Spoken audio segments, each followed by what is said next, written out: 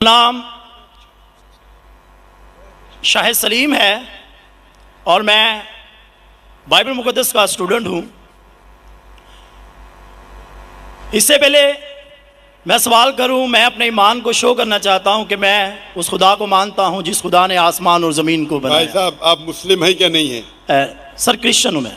हाँ, तो बोलिए ना क्रिश्चियन है। फिर आप सवाल पूछिए ना, क्योंकि अगर आप मुस्लिम है तो मैं सर, यहाँ पे 7-8 लोग क्रिश्चियन हैं जो सवाल करना चाहते हैं, मेरे पीछे खड़े हैं। हाँ, एक के बाद एक को मौका मिलेगा। Okay, thank you sir, wonder of thanks sir. Sir, मैं उस खुदा को मानता हूँ जिसने आसमान और ज़मीन को बनाया। Yes sir, please. खुदा यीशु मसीह को जो कुंवारी मरियम से पैदा हुए, सलीब पर हुए, दफन हुए, तीसरे दिन मुर्दों में से जी उठे और आसमान पर चले गए। मेरा ईमान है कि वो हमको लेने के लिए आएंगे। मेरा सवाल है आज का सर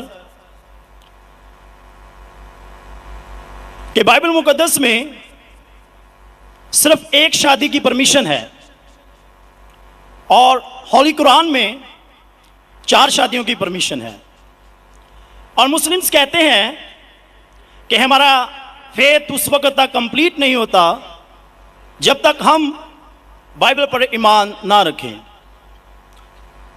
ये उसी बाइबल की बात कर रहा हूं जो असल वाली है, और बाइबल दूसरी शादी को ज़िना करार देती है। होली कुरान में 70 हुरों का जिक्र है। मेरा पहला सवाल यह है कि उन 70 हुरों का आसमान पर क्या पर्पस है जो हमारे भाइयों को मिलेंगी, और सेकंड सवाल यह है कि क्या आप फिर भी ईमान रखते हैं? एक सवाल, आप शायद उर्दू जानते नहीं। एक सवाल क्या? एक सवाल सर, एक ही सवाल है। सारा एक ही सवाल है सर। शॉर्ट हो गया, लेकिन एक ही सवाल है। एक सवाल में 2-3 सवाल पूछ चुके हैं, तो क्या सर मेरा सवाल ये है? भाई साहब, आपका सवाल मुकम्मल हो गया। आप डॉक्टर साहब का जवाब समाप्त फरमाइए। जवाब सुनिए, सवाल समझ गया मैं आपका सवाल दोहराऊंगा। आपने कहा कि मुसलमान का ईमान है कि वो बाइबल में मानते हैं। ये बिल्कुल गलत है। कुरान मजीद में कहाँ लिखा है कि बाइबल को मानना चाहिए?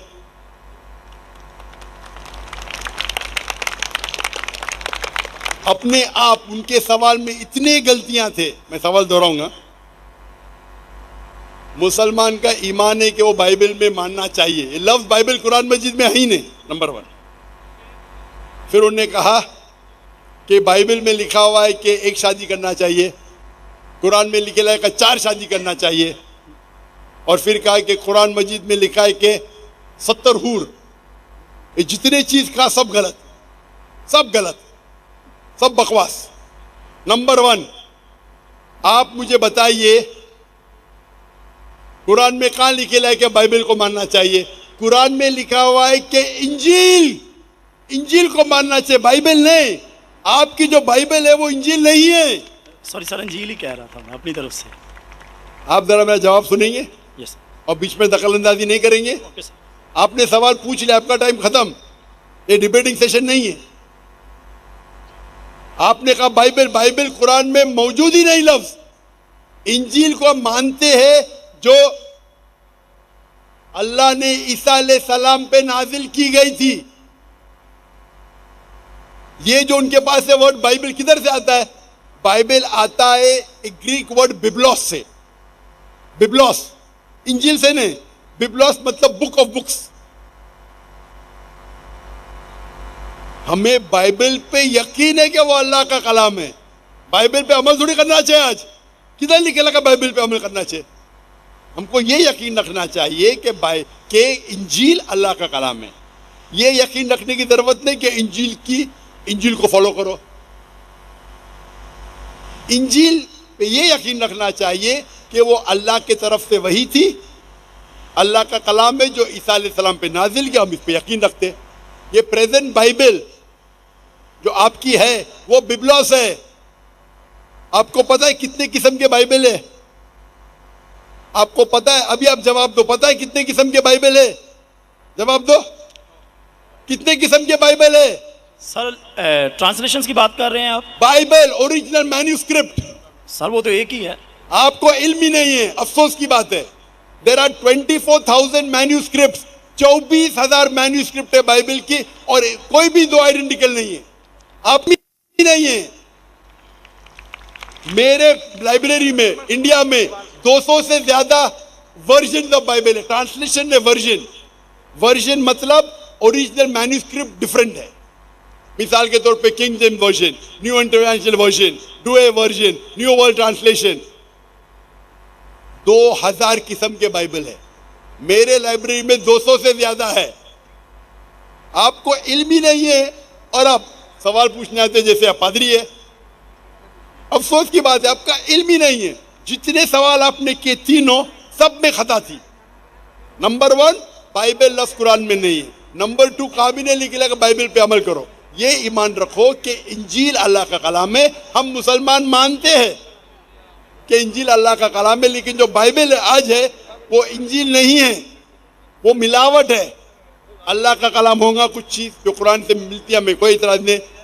पैगंबर का कलाम है, हिस्टोरियन से पोर्नोग्राफी है, पोर्नोग्राफी। जैसे मैंने पहले भाई को कहा, अगर आप मुझे 1 अरब रुपया भी देंगे तो मैं एज़ेकिएल चैप्टर 24 पढ़ ही नहीं सकता हूं, क्योंकि वो पोर्नोग्राफी है। तो पहला आपका जो सवाल था, सवाल के पहले आपने कहा कि बाइबल कुरान में लिखा है कि बाइबल को मानो, बिल्कुल गलत है। उसका जवाब दे दिया। दूसरा सवाल, फेथ की बात की। दूसरा आपने कहा कि बाइबल में लिखा है कि एक शादी करना चाहिए। मेरा चैलेंज है, बताओ किधर लिखा है बाइबल में एक शादी करना चाहिए? रेफरेंस दो। आप झूठ बोल रहे, आप रेफरेंस दो, किधर लिखा है बाइबल में कि एक शादी करना चाहिए? उसका माइक्रोफोन खोलो, रेफरेंस दो। कौन से बाइबल के रेफरेंस में लिखा एक शादी करना चाहिए? भाई साहब, मैं रेफरेंस पूछ रहा हूं, आपके पास रेफरेंस बाइबल में किधर भी नहीं लिखा है कि एक शादी करना चाहिए? भाई साहब जवाब दो, अभी माइक्रोफोन ऑन है। बाइबल में किधर लिखा है कि एक शादी का? पढ़ो पढ़ो पढ़ो, तहकीक करो। 10 बार भी पढ़ेंगे तो किधर नहीं मिलेंगे आपको। जी सर, मैं रेफरेंस पढ़ना चाहता हूं सर। हाँ, रेफरेंस दो पहला। कौन सा रेफरेंस? मैथ्यू। सुनो सुनो सुनो सुनो, आपने कहा था कि बाइबल में लिखा है एक ही शादी करना चाहिए, ये चाहिए मुझे। तो दूसरा कुछ भलता बोल के फिर बोलेंगे उसके मानी ये है, तो लोग को बेवकूफ मत बनाओ। पढ़ो मैथ्यू। सर मैथ्यू चैप्टर 5 और वर्स है 31। ये भी लिखा था, लिखा है। मैं खोलता हूँ जरा, इधर यहाँ नेट चल रहा है क्या? Bible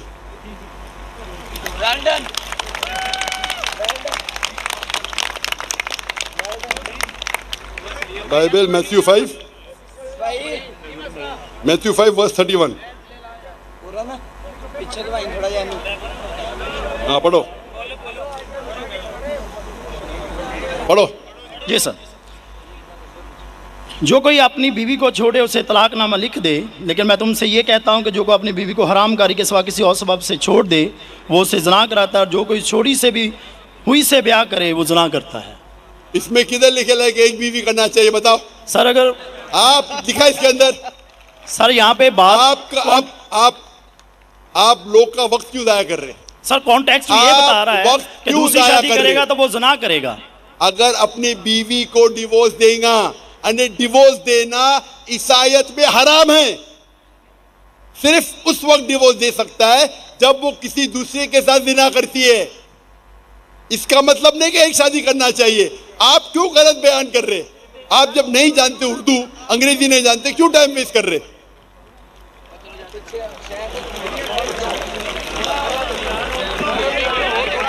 it has been said of the old times. और ये मैं चोरी साहब इधर ले आओ हुन कहदा, ये जो बाइबल का है, Gospel of Matthew chapter number 5 verse number 31, it has been said of the old times that whosoever thou shalt not divorce his wife, whosoever divorces his wife unless it be for fornication has already committed adultery। मतलब तलाक देना ईसाईयत में हराम है। अने अगर आप divorce देंगे अपने बीवी को और दूसरी से शादी करेंगे तो जिना है, सिर्फ अगर उसने जिना की तो ये डिवोर्स के बारे में किधर लिखेला कि एक शादी करना चाहिए? पूरी बाइबल पढ़ो, किधर भी नहीं लिखेला कि एक शादी करना चाहिए। अगर आप कितने भी मजहबी किताब पढ़ो, हिंदुइज्म की, क्रिश्चियनिटी की, जुडाइज्म की, कोई भी मजहबी किताब में नहीं लिखेला एक शादी करना चाहिए। सिर्फ लिखा है कुरान में। कुरान में अल्लाह ताला फरमाते हैं सूरह निसा में, सूरा नंबर 4 आयत नंबर 3 में, आप अपनी पसंद की बीवियां करो, 2, 3 या 4, लेकिन अगर आप आपस में अदल नहीं कर सको तो सिर्फ एक। ये सिर्फ एक सिर्फ कुरान में है, कुरान मजीद के अलावा कोई भी मजहबी किताब में नहीं है। आप बोलते कुरान मजीद में निकला 4 बीवी करना चाहिए, आप वो कुरान मजीद की आधी आयत कोट कर रहे। पूरी आयत में लिखा है आप अपनी मनपसंद बीवियों से शादी कर सकते, चाहे 2 हो, 3 हो या 4 हो, लेकिन अगर आपस में अदल नहीं कर सकते तो सिर्फ एक, सिर्फ एक।